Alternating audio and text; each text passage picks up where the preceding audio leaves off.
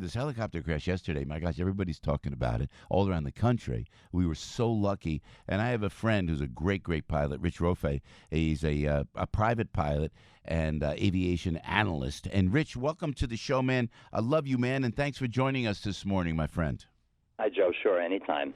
So, Rich, tell us about. I know, and thanks. I know you know Rich Kimball, who I spoke with. Rich, by the way, he's with the president, by the way, down in Washington as we speak. You know, he's the guy that rides that big Trump helicopter. You see that big Trump on the side? That's Rich and pilot. He pilots all the Trump family around in that. And David Windmiller, your buddy, Rich, that you got me to take from out in West Jersey. That was so cool. And Rich, Actually, Windmill is one of the greatest pilots I know. Actually, he really.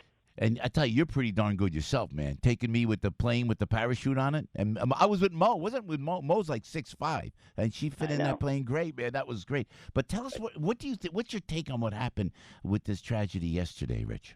Well, there's so many questions still out there. Obviously, Joe, we don't know all the answers yet. It was, first of all, tragic, and I hate coming on to talk about this kind of a topic. Understood. But Sure.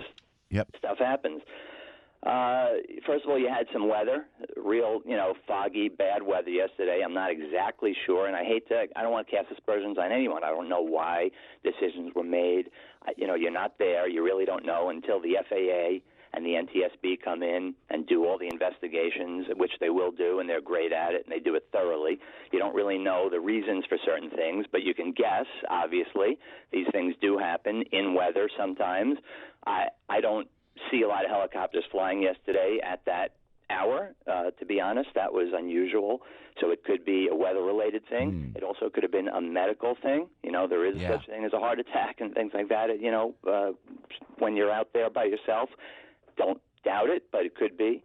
It could be a mechanical thing. Things do happen. This is a great machine. It was a 109 Augusta helicopter, so it's a very, stable twin-engine, 8-passenger, sophisticated helicopter. He wasn't flying a 2-seat, single-engine plane there. Right. So I don't know if it was mechanical, and nobody does yet. But I do know it was pretty bad weather, and usually you don't see helicopters flying in those conditions. So, and tell us about IFR and VFR that we were chatting about last night on the phone, Rich, if you would. Yeah, very simply, VFR is visual flight rules, and it means that you can have, visual contact with the ground. You can see certain distances in the sky as well. And IFR is instrument flight rules, meaning you are restricted to using your instrumentation. Just like, if you've been on a commercial airline and you're flying in, bad weather or, pitch black skies with clouds, it's not a problem because the instruments are what pilots are trained to use, and the instruments today are super sophisticated. I have them in my plane. Not all planes have them, and not all planes are IFR certified. This particular helicopter happened to be IFR certified, so you can fly in those conditions. Now, from what I've read, and I don't know everything yet, again, we don't know everything yet, he wasn't on an IFR flight plan, which I want to find out why not, if that's true. And that will come out, I think, shortly, meaning he wasn't on with ATC. And the other odd thing is that he flew into a TFR. And as you well know, Trump Tower is a TFR area, a temporary flight restriction area, since 2017.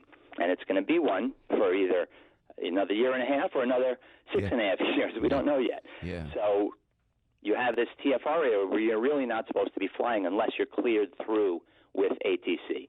And my gut is that he went into that area to get on top of that building to save lives, because if he was going to go down, in the streets, obviously not a good thing. Yeah. So we were talking about, so if he takes off on 34th Street, Rich, and then it kind of goes up, I mean, and Linden is like just south of that, just right across the river virtually. So how does he end up in the middle of Manhattan? Could the wind blow a chopper back like that? I mean, could that happen? No, I don't think so. That leads me to believe some kind of spatial disorientation, again, which happens if you're flying in complete, blocked out visibility, clouds, things of that nature, where you literally can lose your direction, not know left from right, up from down. Wow. It does happen if you're not using the instruments, or they're not available to you, or you're not instrument rated, or you're not using them properly. That can happen. Really unusual. And I've read conflicting reports. One said he took off from the east side, one said from the west side. I don't know what they've confirmed yet. Yeah. But it doesn't make a ton of sense. That's where the big confusion for me comes in as to why. Yeah, and Rich Roiffe, if like David Windmill, if you're like an elite stunt pilot like David is, but if you're just a regular pilot and you're doing these helicopter trips, shouldn't they be restricted flying over Manhattan at all? Well, first of all, there are restrictions, and you do have to go in certain corridors and stuff of that nature. But Joe, I hate when they immediately go for the restrictions and the I got you. Canceling of flights and the non-essential and all that kind of stuff. Because at the end of the day, there is inherent risk in everything we do, right? If they had a TV station just dedicated to fatal car crashes, it would be full 24/7. Yeah. The reason these things are so newsworthy is because, one, they're very, very rare, and two, because thousands of flights a day, right? And you hear about this stuff once in a while, about thousands of days and thousands of flights. Yeah. And the other thing is that it's sensational because it's coming out of the sky, versus on the ground. But if a guy has a heart attack driving an 18-wheeler down the city Manhattan Street and plows into people, it would be just as worse. Yeah. This guy actually put this thing down on a building and did no damage to anyone but himself, unfortunately. Rich Roiffe is an aviator specialist and a great pilot. That plane you have is great. What's that? Can you tell us the name of the plane that you have? I have two planes, but the one that you know about is a Cirrus SR-22, which is the most popular single-engine aircraft in the country. It has been for quite a long time. And it's really super sophisticated. It's got a lot of amazing equipment in it, and it has that parachute that you know about. So I love that. That's a great feature. I love that. Hey, Rich, can you, before we let you go, Rich, and you're a personal friend, and I hate to lean on you like this, but I am. You have a Frank Sinatra story. We were just talking about the old man. Is that true? What you just you texted me a while ago? Oh yeah. I mean, this is just so random, but I thought about it when I was listening to you talking about Frank. Yeah. My dad, who is about 86 now, used to be a teletypist. He would send basically pre-fax, pre-internet, pre-all that stuff. Back in the day when he was a kid, he would work at the Waldorf Astoria, and he would send teletypes for anyone who wants to get a wire to another country. A telegram or something. Days, if you didn't want to mail a letter that would take 3 weeks, you could go and send a Western Union, and you'd pay by the letter. So one day he's standing at his booth in the Waldorf lobby. Yeah. He's about 18 years old.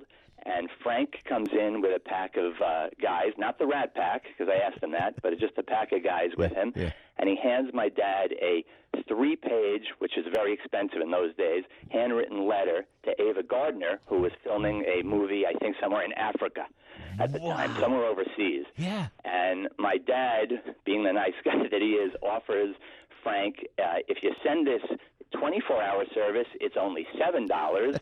But if you send it, immediately, it's going to cost you 10 times that. Yeah. And Frank's like, I don't give a crap about the money. Send it now, my kid. Dad types the letter, Send it now. Sends it. He takes his time. He sends it. Wow. But what my dad does now is what kills me is he takes the letter, like all of them, and he throws it in the garbage. Oh, Lord. My dad had a handwritten letter from Frank to Ava Gardner that I said, Dad, that would have been the greatest piece of memorabilia you could ever have in your life. That's a great story, Rich. Oh, my God. Does he remember what was in the letter, though? Does he tell you from memory? I'm going to ask him all the details, and next time I talk to you, I'll tell you the whole thing. Rich, thanks for your expertise. Listen, thanks for that. And then maybe I'll see you at the David Cohn event coming up, which we'll talk. Maybe you come back. We'll talk about that as we get close. I hope so. That'd be terrific. Thank you for your expertise, Rich Roiffe, and love to the family, my friend. Thank you so much.